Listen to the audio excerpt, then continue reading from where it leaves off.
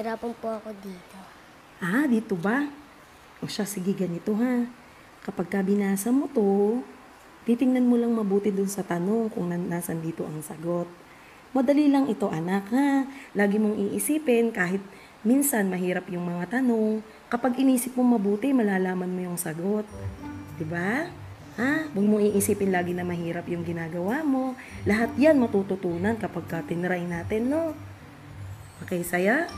O kapag ka nahihirapan pa ulit mamaya, lumapit lang kay teacher, ha?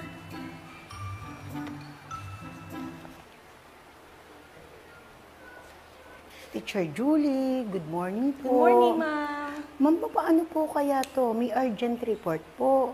Ay, ang dami ko pong mga ginagawa. Hindi ko na po ito kayang maisingit. Pwede po kayang matapusan niyo po at matulungan niyo po ako sa report na ito? Kung okay lang po, Naku, Char. ma'am, ikaw pa po ba? Siyempre naman po. At saka, ma'am, kayang-kaya ko po to. Ang laki ng braso ko, eh.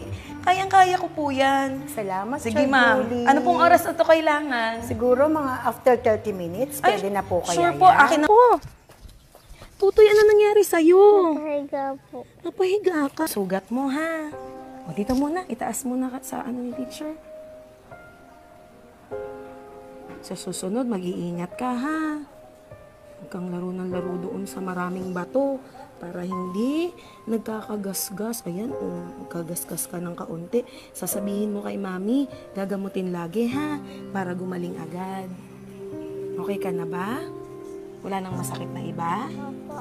Ha? Opo. Sige nga, tingnan ko kung kayang tumayo. Ayan, ang tapang naman ni Tutoy. Kahit may sugat, nakakatayo ng maayos. Pupunta na ulit sa room mo, ha? Huwag nang lalabas, huwag na makikipaglaro muna kung kani-kanino, ha? Opo. Thank you po, teacher. You're welcome. Halika, dito kita sa room mo.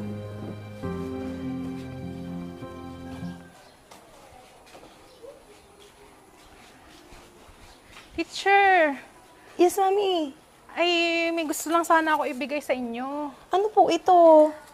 Eh, lutong ulam ko kanina bilang pasasalamat. Nag-abala pa po kayo, eh. Parang ang sarap po nito, mami, ah. Gusto ko kasi mag-thank you, teacher, sa pagtuturo mo sa anak ko kasi napakarami niyang natututunan sa'yo. Tsaka sobrang tuwan-tuwa ako kasi pag nagkukwento siya, appreciate na appreciate ka niya. Naku, Kasi ganun alam mo po sa ba? bahay, hindi ko na yung natuturuan eh. Medyo lagi kasing masama ang pakiramdam ko dahil sa pagbubuntis.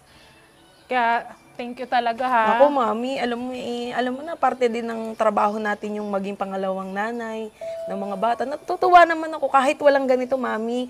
Nagpapasalamat po ako kasi na-appreciate niyo po yung effort ko. Eh, hayaan niyo at hindi ko naman pababayaan talaga yung mga bata na yan.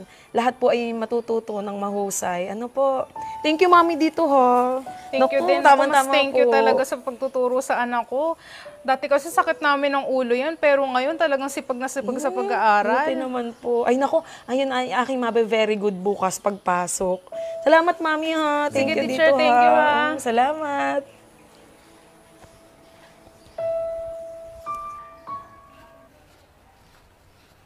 Teacher Julie! Ay, sir. Kumusta ng araw mo? Ay, syempre po, laging masaya. Opo. Maraming pagkain. Para masaya-masaya ka ngayon ah. Opo.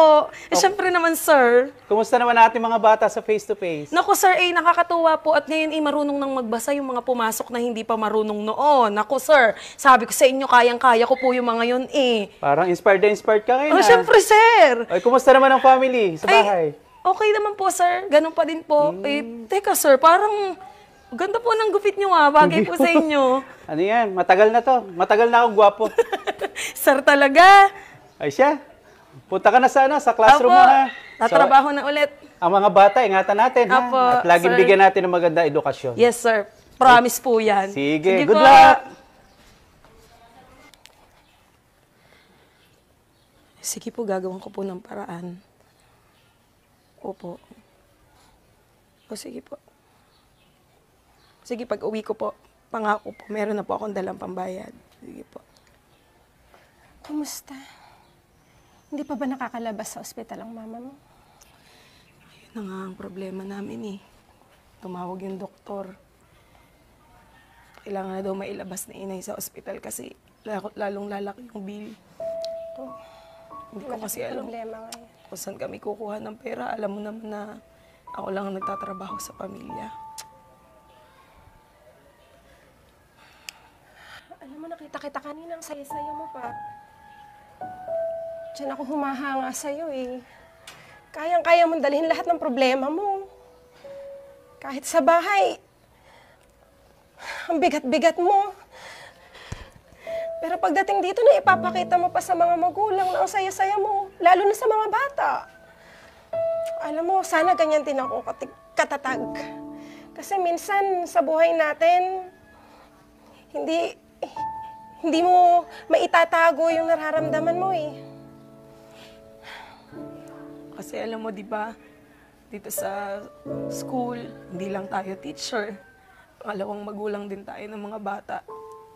Kung ipapakita ko sa kanila na mahina ako, magiging mahina din sila. Kung ipapakita ko sa kanila na wala akong gana, baka mawalan din sila ng gana. Tayo mga teacher, tayo yung humahawa sa kanila ng positivity. Kahit ang hirap, kahit ang bigat, kahit ang dami nating pinagdadaanan, hindi natin dapat ipakita sa kanila.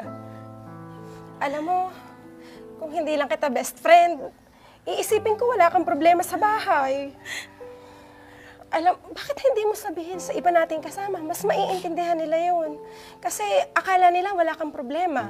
Siguro makakatulong din sila, lalo na sa financial. Kasi yung bigat na nararamdaman mo, hindi lang naman sa... mabigat kasi sa pera. Hindi naman natin kayang i-provide lahat yun. Sa palagay mo ba maiintindihan nila ako?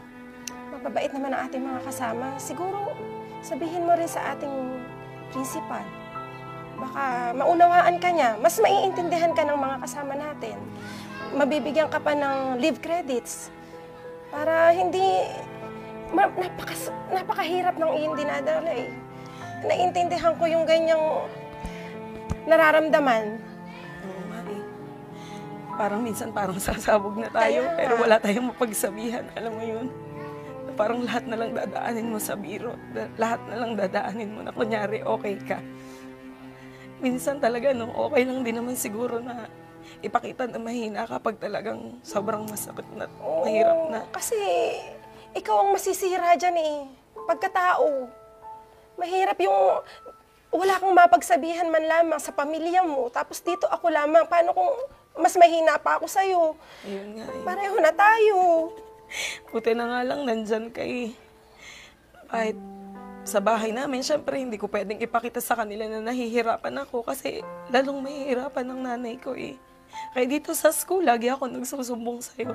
Kahit paano, magaan yung pakiramdam ko. Salamat ha.